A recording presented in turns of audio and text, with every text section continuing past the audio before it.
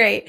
Thanks again for having me, Kevin, and for You Got This, for doing all of these amazing talks. It's just really great to have this and be a part of it. And so I'm really excited to be talking about open source today because a lot of times when we think about open source, we think about the code, right? We think about projects on GitHub or GitLab that developers are working on together. But we often underappreciate the core skills that are needed to keep a project healthy and sustainable. And so this is why we're going to be talking about core interpersonal skills, things like proactive engagement, listening, communication, feedback, and empathy, because we need all of these things to create a healthy community and to strengthen the open source ecosystem. So you might be wondering who I am and why am I the one talking about this. Let's see if I can move my slides. Oh, wait, these are the things that we're going to talk about that I just mentioned. So we'll go through each of these different sections and then have some takeaways. So, all right. Hey, welcome everybody in the chat. So, okay, so why am I the one talking about this today? Well, I'm not exactly sure why I should be the one talking about it, but I'm here and I am Bekah. I'm a career changer. So, prior to coming into tech, I spent 10 years teaching college English. So, I've done a lot of core skill work because to be a good teacher, you have to do all of these things. You have to be able to communicate well to your audience. You have to be able to provide feedback. You have to be able to communicate and present information in a way that allows everybody to work together to make progress and to grow. And I think that those are a lot of the same goals that we have in open source. So we want to be working together. Currently, I'm the developer experience lead at OpenSauce, where we are empowering open source projects and contributors in ways to make them create a healthy and positive experience, whether they're on the maintainer side, a team side, or contributors. So we have a lot of tools that we're working on to make these things great experiences for everyone.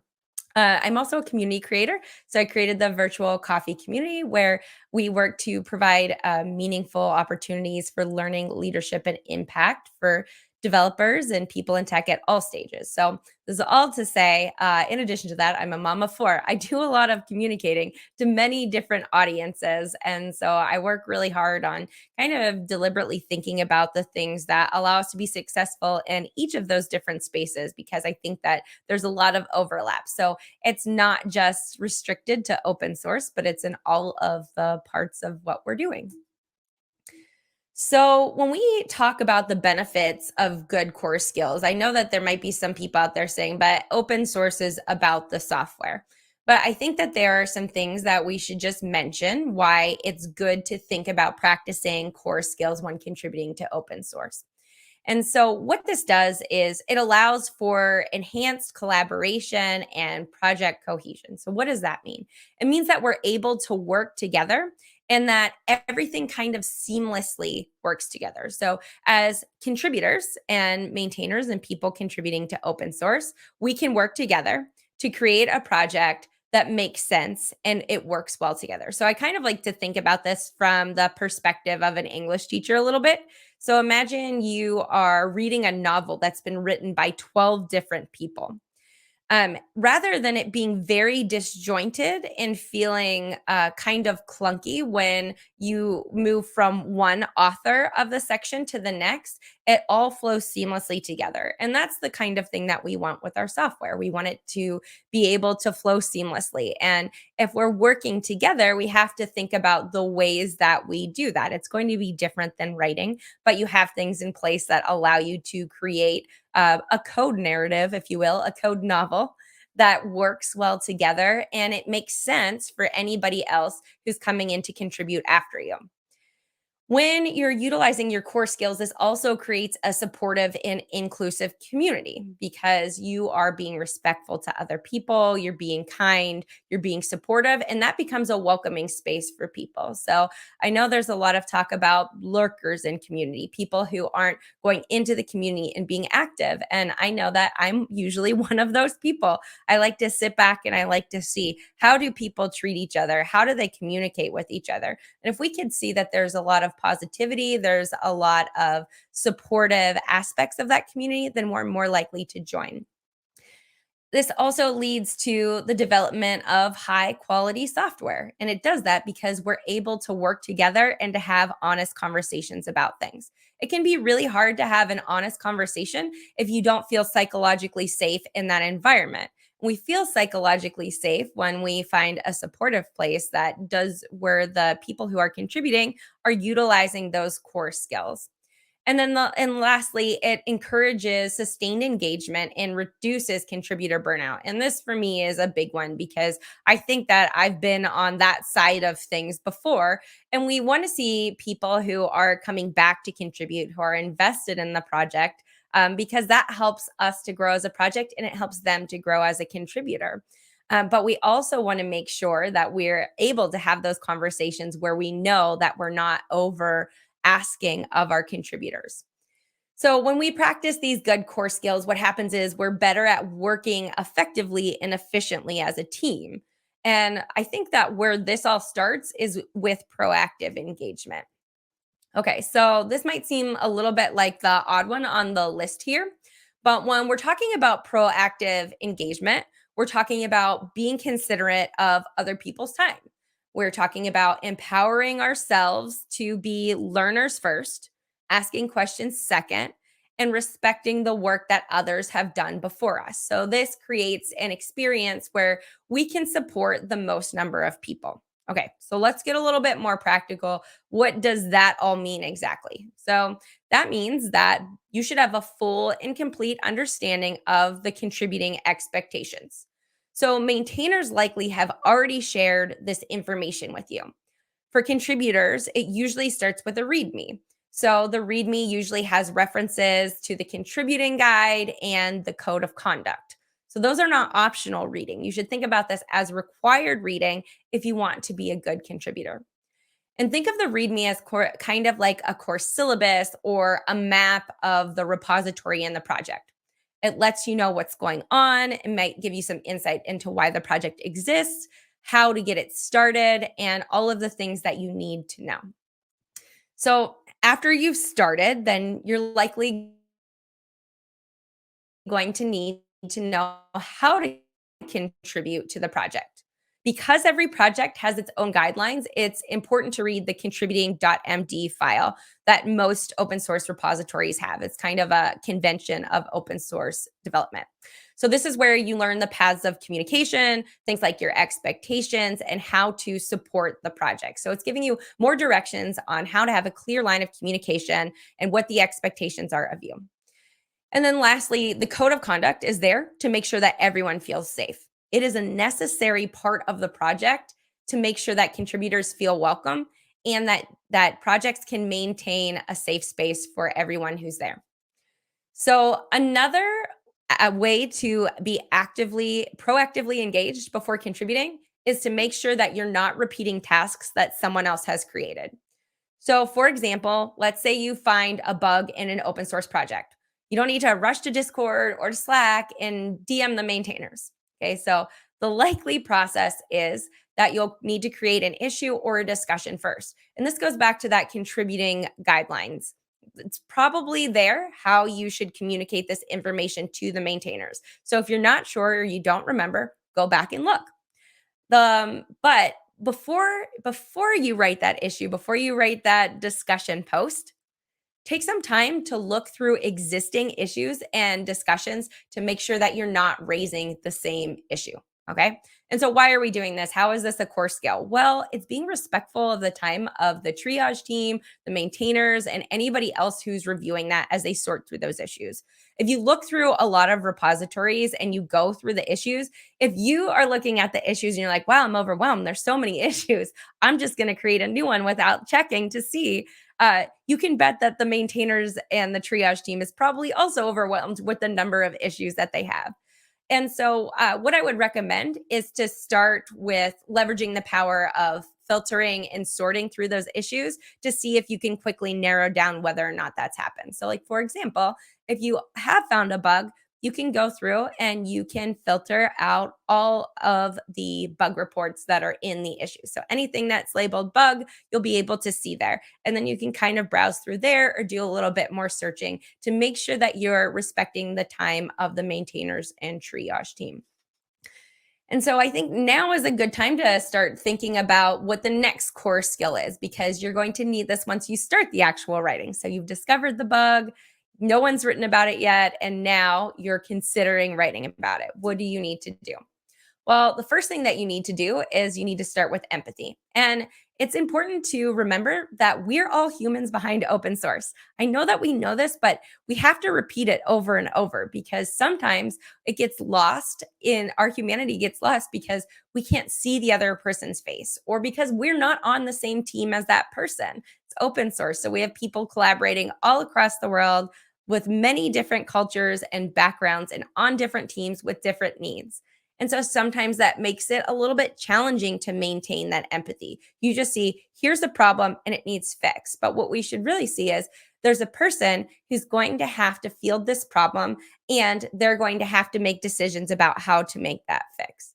So this is why we need to remember that we're all humans behind open source. So what does empathy look like in open source? Well, first of all, I think we should know that we need to be kind in our interactions. Part of this means also being patient. And so, for example, some maintainers, they might not work on the weekends. And believe it or not, they actually might take vacations. So if you haven't heard about your PR or your issue in a day or two, that doesn't mean go DM the maintainers right now to demand a response or to say, have you seen this? Give them a little bit of time to go through all of the issues. If it's a weekend, I definitely recommend waiting unless there's some kind of security issue that's going to be detrimental to a large number of people. But if you say, hey, the color on this button doesn't match the color on the other button, why haven't you responded to me in 15 hours? That's putting a lot of unnecessary pressure on the maintainer. So take some time before you DM them. And I would actually recommend don't DM them at all. Because it's open source software, our communication should be happening in the open. So comment on the issue or the PR, and you can tag them in there. And you should prioritize all of your communication there. Another part of empathy is mentoring others who are contributing. So I'm a big fan of horizontal mentorship. And what that means is that I believe that anyone at any stage of their tech journey can mentor someone else. Okay.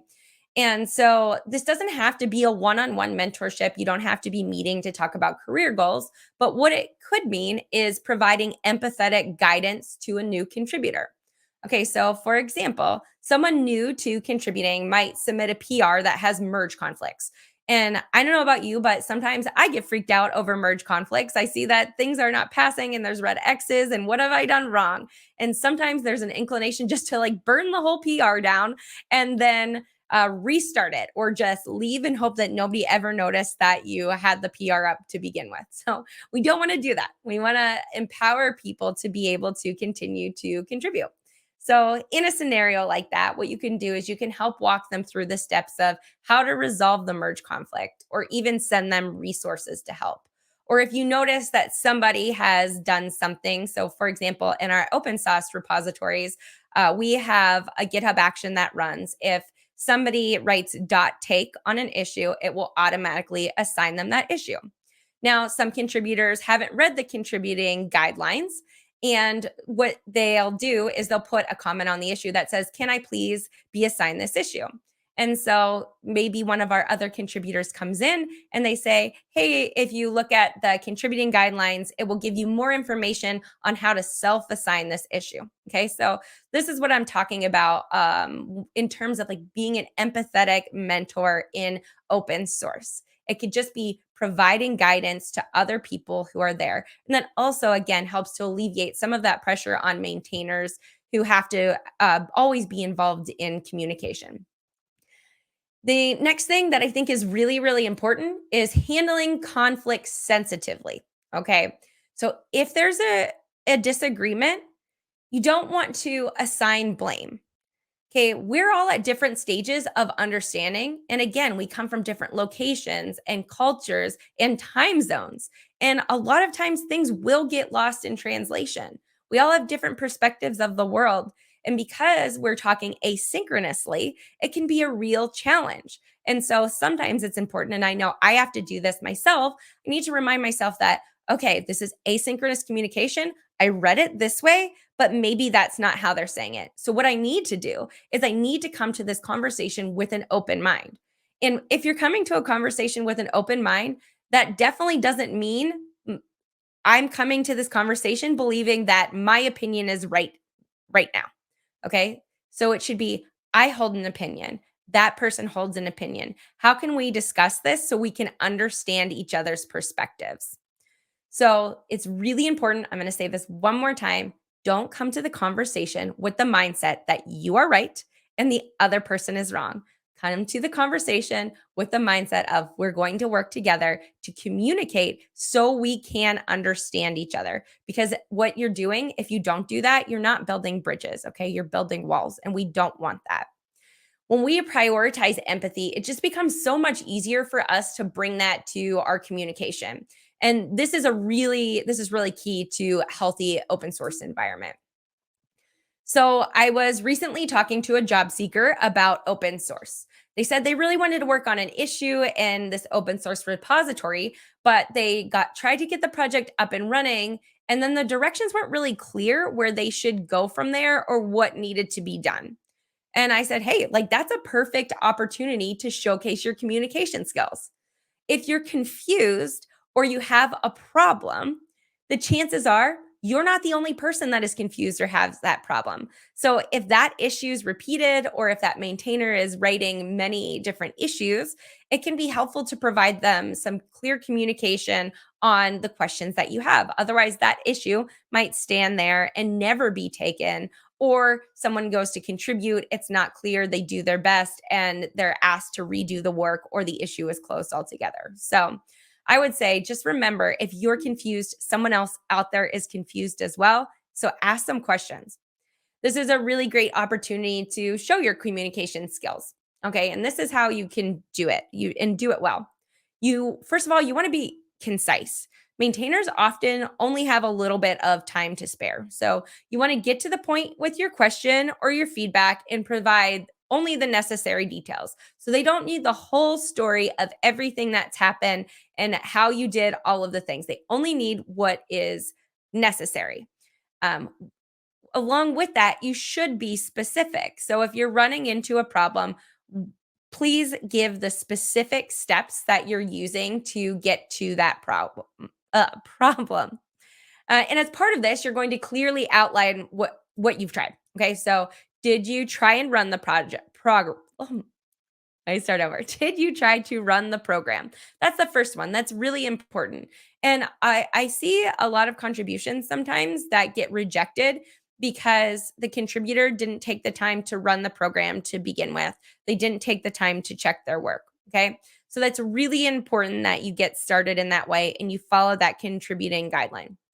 Did it start as expected? If it didn't start as expected, let them know what happened instead. If you're looking at a particular piece of code and you're saying this isn't working as expected or there's an error here, share the relevant code or the error message in the issue or discussion that you've created. And along with that, if you're writing an issue, it's really important to always fill out any issue form fields so the maintainer has a clear understanding of what's happening. So if you look at issues, many maintainers are leveraging forms, which I really love because it walks the contributors through all of the things really they should be doing before they submit that issue. And so if it asks you, what is the problem? And it asks you how to reproduce that problem, don't skip that step. That's going to cause the maintainer to have to come back to you to ask you another question. And it's going to be taking more time and energy out of their day and also your day as well, because now you're going to have to go back and forth and have a conversation with the maintainer.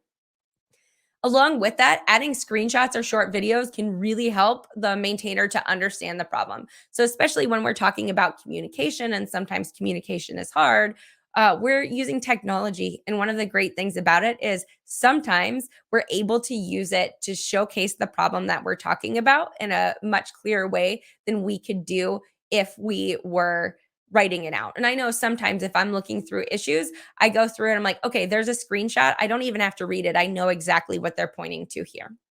And likewise, there are also PR templates. So if you're using a pull, if the open source project is using a pull request template, fill out all of those required fields. This is especially important if they ask for things like screenshots or videos, because the maintainers are using this to help them sort and prioritize and move through PR reviews much more quickly.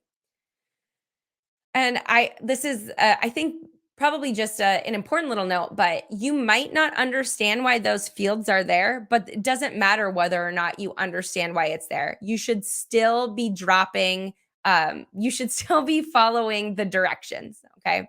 And lastly, of course, in everything you do, be kind and respectful. Just a reminder again, there's another person on the other end of this communication, and it's a tool for building relationships. Don't approach this as an opportunity to criticize a maintainer.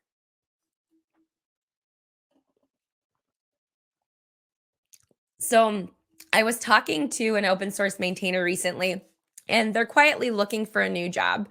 And one of the reasons why they said they loved open source was because of how much it showcases how they communicate.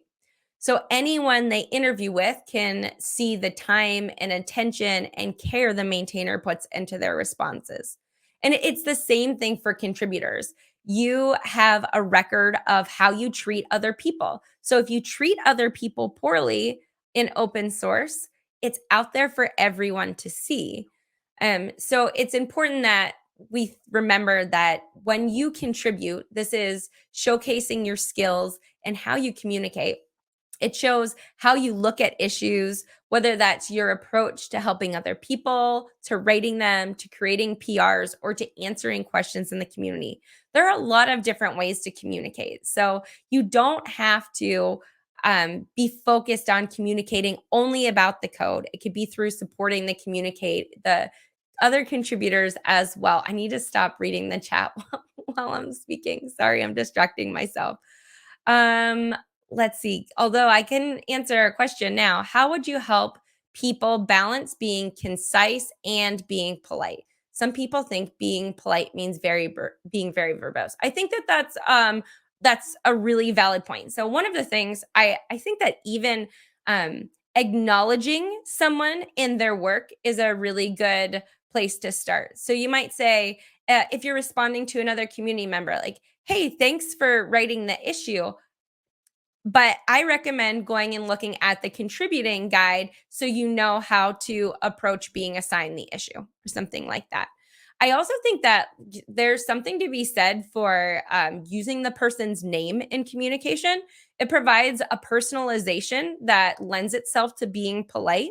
So if you're responding to someone else or even to the maintainer. So we're going to talk a little bit about feedback in maybe, yeah, next. I think we're talking about feedback.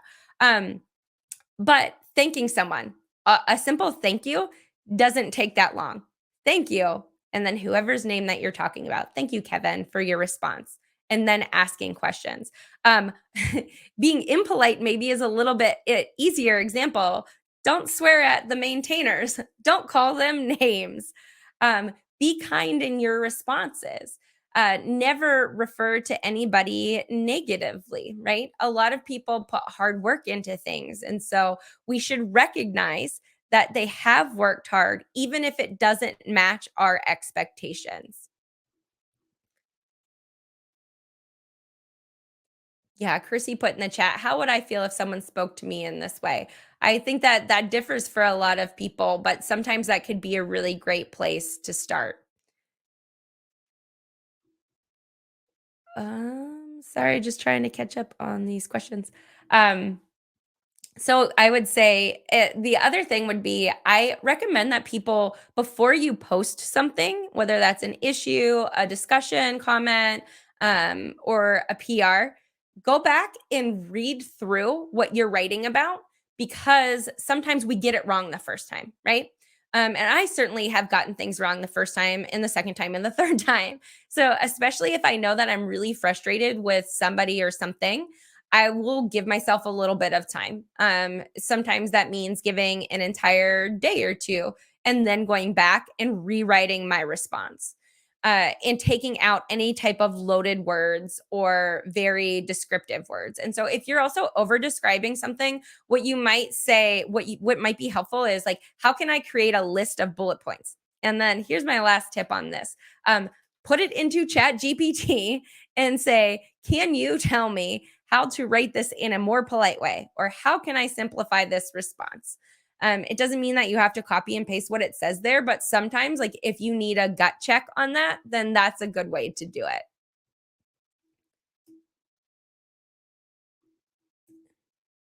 Okay, so for us, we can explore feedback. Ooh, wait a minute. Did I skip? I think I skipped. Sorry. We're just going to talk a little bit more about feedback here before we move on. So, if you're new to contributing, this goes along with communication. This is kind of a subsection here. I want you to know that it's okay to get feedback in a PR. Actually, most people get feedback before it's merged in. Okay. So, let's just say it's normal to get feedback. And when you receive active feedback in this situation, so when you're actively listening to feedback, what this means is you're reading it and you're understanding what somebody is saying to you. Sorry, I'm just trying to make sure I'm on the same slide. Okay, I think I can move forward to we're going to talk about active listening during feedback. Again, it is normal for you to get feedback in a pull request. And it's worth knowing that it's good to ask clarifying questions and to explain your thought process because you might have discovered something that the maintainer didn't consider. But it's also worth knowing that maintainers often have way more information than we do as contributors. So something might seem like the best answer in your opinion, but that doesn't mean that it's the best answer for the project based on something that you don't know. Okay, so that's okay. What's important is that you're listening to feedback when you get that from a maintainer. Sometimes there are opportunities to chat with maintainers and to ask questions. So, like at Open Sauce, we have weekly open office hours for contributors to come and share what they're working on and to ask questions. And that's a really great place and opportunity to build relationships and to listen. And so when you're actively listening, what that means is you're taking the time to listen to what someone is saying with full attention. Okay. So that means avoiding distractions, biases, pride. And because, again, most of this feedback that we get is asynchronous, and that can be good and bad. So, on one hand, because it's written out, we can always go back to it. On the other hand, if we have questions, it can take a long time to communicate. But that's a key part of open source that you have to understand. So, number one, nobody owes you your time. Maintainers are, again, going to do their best to get back to you within a timely manner. So, be patient. And then when they do respond, the more you listen, the better contributor you'll be. Because the more that you listen, the more that you understand about the project and the maintainers and how they communicate and how you can implement their feedback. Okay, so for instance, if you've received feedback on your pull request, the first thing that you should think of is, do I understand what the maintainer is asking me to do? If you don't understand, then it's time to ask questions. And then finally, resolve all your feedback either by implementing the suggestions or asking questions. So if you have a pull request and the maintainer has done a review, you'll often see that there are comments that need to be resolved before that PR can be merged in. Don't resolve feedback unless you have implemented it or you have asked the maintainer or clarified it in some way. Okay. So don't just go through and resolve things that are unresolved. That's going to be really frustrating for maintainers because then they're going to have to go back through that PR and continue to do a full read through of all of the changes that you've made. And again, that's requiring a lot of time and effort on maintainers, and we should try and alleviate all of the pressure that we put. So I know one of the biggest mistakes that I've made as a contributor is sometimes I don't take the time I need to fully understand the issues and make the changes. So I think like, oh, this is going to be a quick fix. Instead of taking the time to really understanding the issue or feedback, I just create a quick fix that ends up costing me and the maintainers more time because now they have to explain why that my fix doesn't solve the problems. So understanding feedback is one of those skills that we can develop. And I want to say like all of these things are skills we can develop. You it's not like you're born being a really great at all of the things, right? So it's okay to need to have to do work on these things. So the more we grow as contributors, the better we get at understanding and implementing that feedback. So, core skills comes down to understanding and communicating. And so, I wish that I could say that we should all use great core skills because as humans, we deserve to be treated with respect and understanding, and that everybody would go ahead and do that. It's true. But it also does help us to grow as contributors. It helps our open source projects to grow a healthy community and a contributing environment. And it creates a ripple effect when we model this behavior that we hope to see in open source. So, at the very least, if we practice these core skills when we're doing open source, it will ripple out through the community and increase the chances that we'll see it in other places. So, thank you. I'll double check and see if there are any more questions, but I appreciate everyone being here and listening today.